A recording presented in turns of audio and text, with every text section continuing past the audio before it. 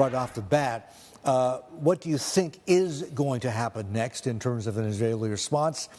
And two, what do you think should happen? Well, I think it very much depends on how Biden handles this issue.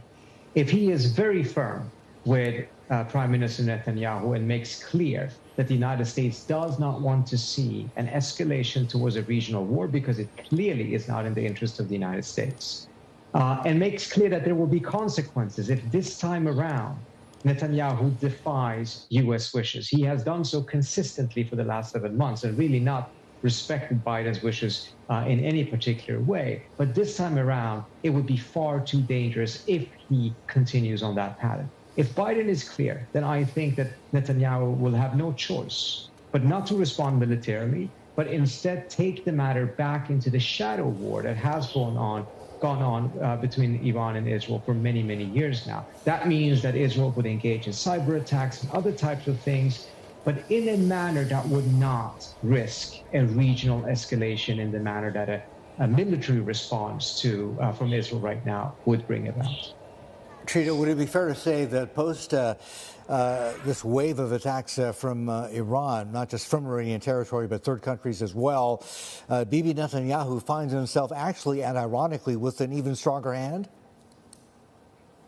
In some ways, this has actually helped Netanyahu. For the last 7 or so days, we have not talked that much about Gaza, and he's continuing his slaughter in Gaza.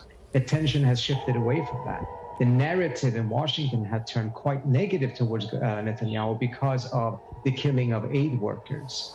So the momentum was moving in the opposite direction of Netanyahu. But now, because of an Iranian retaliation for what the Israelis did to the Iranian consulate in Damascus, we're seeing an upswelling of support for Israel and for Netanyahu, at least politically for now. If the matter goes, however, to him actually dragging the U.S. into a war in the region, then I think it will shift back. Because at the end of the day, the American public has absolutely zero appetite for another war in the Middle East. Trita, ironclad US support for Israel after the Iran attack, so says President Biden. Given the events of the last 48 hours, is it guaranteed that the supplemental package on foreign aid will be put to the House this week, and will it pass, importantly?